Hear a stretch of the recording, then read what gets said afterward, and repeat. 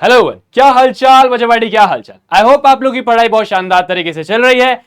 आज के दिन हम पढ़ेंगे linear equation in one variable in just next 5 to 8 minutes. हाँ, अगले 5 से 8 मिनट में मैं ये चैप्टर को इस तरीके से रिवाइज कराऊंगा कि आपने अगर इससे पहले इस चैप्टर को पढ़ रखा है तो आपको सारी बातें याद आ जाएंगी। ठीक है, मैंने ये चैप्टर को इससे पहले 1 घंटे 40 मिनट में डीप में पढ़ाया है, सेम यूट्यूब चैनल में, आप जाके चेकआउट कर सकते हो। तो चलिए शुरू करते हैं। सबसे पहले बेसिक टर्म से जानेंगे कि what do we mean by भैया वेरिएबल।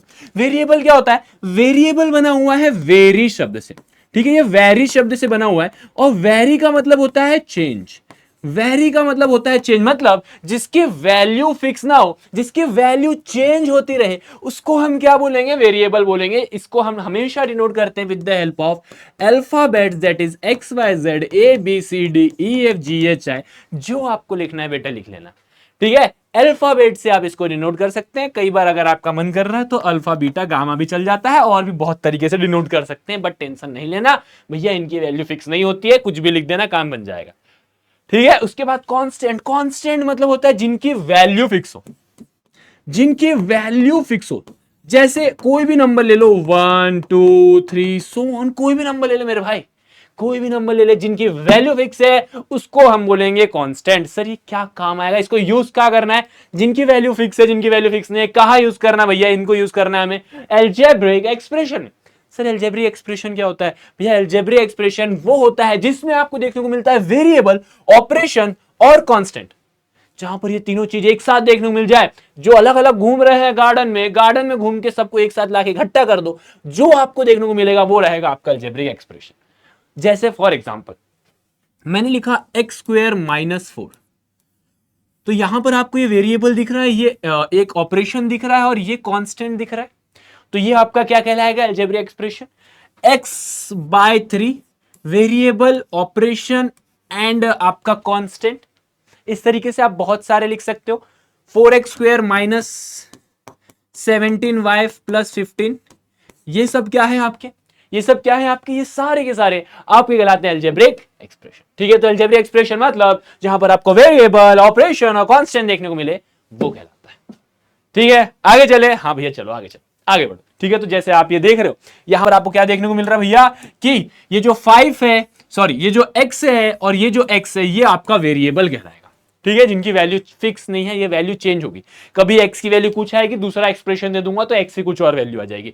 कई बार आप देखोगे x की वैल्यू कुछ और आ रही है, कई बार आप देखोगे कोई और वेरिएबल की कोई और वैल्यू आ रही है। तो ये वैल्यू फिक्स नहीं होती, डिपेंड करता है कि एक्सप्रेशन क्या है। ठीक है, उसके बाद वेरिएबल से पहले आपको कोई नंबर दिख रहा है क्या? आपको कोई नंबर दिख रहा है? ध्यान से देखिए इस मासूम से नंबर को। क्या आप वेरिएबल से पहले कोई नंबर देख पा रहे हो? हाँ, जो वेरिएबल के पहले जो नंबर होता है उसको हम कोएफिशिएंट बोलते हैं। वेरिएबल के पहले जो नंबर होता है उसको हम कोएफिशिएंट बोलते हैं। ठीक है, उसके बाद ये जो स्क्वायर है ये क्या कहलाता है? आपका एक्सपोनेंट। ठीक है, एक्सपोनेंट। अब ये बहुत ध्यान समझना है इस बात को भैया, यहां पर हाईएस्ट एक्सपोनेंट क्या है? हाईएस्ट एक्सपोनेंट क्या है? यहां पर ये 2 है, इसका ये 1 है, तो सबसे बड़ा नंबर क्या है? सबसे बड़ा नंबर यहां पर 2 है। Highest exponent is 2। सो आपका इस वाले एक्सप्रेशन की जो डिग्री होगी वो कहलाएगी 2। सो what is the degree? Highest exponent of the algebraic expression. Algebraic expression की जो हाईएस्ट डिग्री है वो। ठीक है, हाँ सर, इसको तो हम क्या बोलते हैं? आपके मैथमेटिकल ऑपरेशंस, और ये आपके कांस्टेंट। ये क्या कहलाएंगे बच्चे? आपके कांस्टेंट। आप बोलोगे बहुत अच्छी बात है सर, बहुत अच्छी बात है। अब आगे चलते हैं और टर्म्स और फैक्टर को समझते हैं। अब अलजेब्रिक एक्सप्रेशन को तोड़िएगा ना, अलजेब्रिक एक्सप्रेशन को तोड़ोगे वहां पर आपको क्या देखने को मिलेगा? टर्म्स देखने को मिलेंगे। तो यहां पर अगर आप इसको तोड़ोगे तो ये है 5x², ये है -2x, और यहां पर ये +3 यहां जाएगा तो -3 हो जाएगा, तो ये हो जाएगा 22। तो ये आपके क्या कहलाएंगे? 3 टर्म्स कहलाएंगे।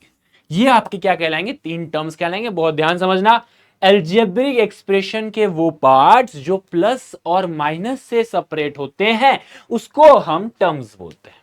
ठीक है, जैसे अगर यहां पर नंबर है 7x² माइनस 9y प्लस 15, तो बच्चा ये आपका पहला टर्म, माइनस 9y आपका दूसरा टर्म, प्लस 15 बच्चा आपका तीसरा टर्म। बहुत ध्यान से इस बात को समझना कि ये तीनों जो हैं ये बहुत इंपॉर्टेंट है भैया। कई बार बच्चे क्या गलती करते हैं, 7x², 9y और 15 भैया जी यहां माइनस गया कहा, तेल लेने, माइनस गया का, माइनस के साइन को साथ में लेके चलना, वरना टीचर मार्क्स नहीं देगे, फिर नहीं बोलिएगा, ठीक है।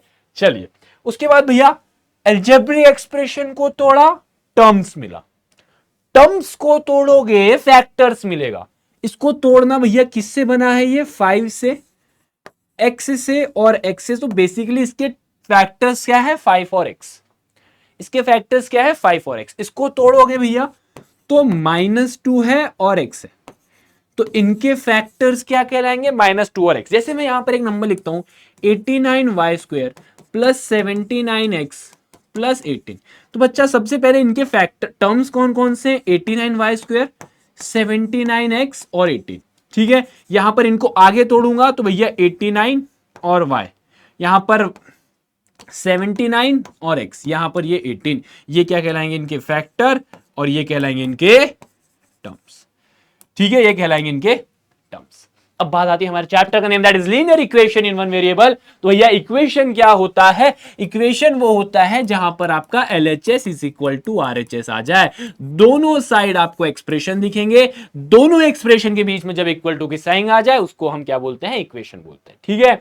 अगेन आपको मैं एग्जांपल दूंगा, जैसे for example 2x² minus 9x plus 3, then 2x plus 4 is equal to 3, ये दो मैंने एग्जांपल लिखे, और एक और एग्जांपल लिख देता हूं 9x³ plus 7 is equal to 0। तो ये सब के सब क्या है बच्चा, इक्वेशन है, क्योंकि यहां पर आपको इज इक्वल टू 9 लिख दे बेटा, यहां पर इक्वल के साइंगे, यहां पर इक्वल के साइंगे, यहां पर इक्वल के साइंगे, ठीक है। तो ये सब के सब पहली बात इक्वेशन।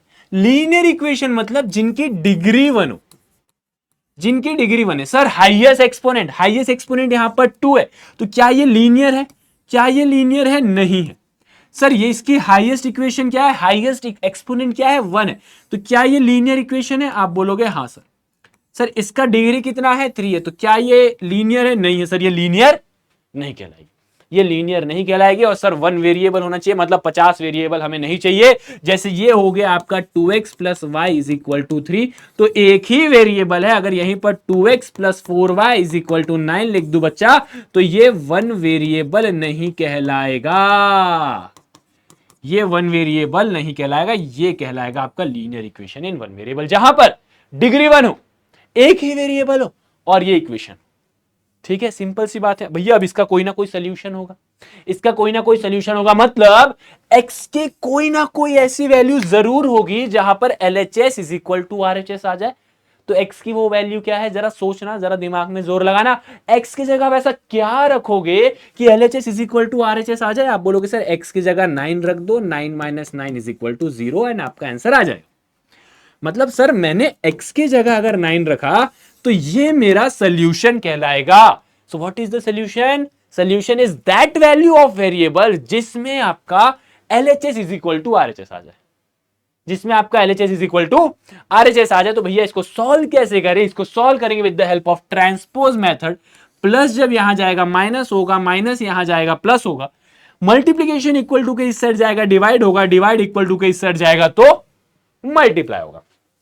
सॉल्व करें भैया, ये यहां पर डिवाइड में है, इक्वल टू के इस साइड जाएगा मल्टीप्लाई में हो जाएगा, 7 इंटू 3। सर यहां पर प्लस 9 है, वहां जाएगा 7 3 21 होता है, वहां जाएगा -9 हो जाएगा।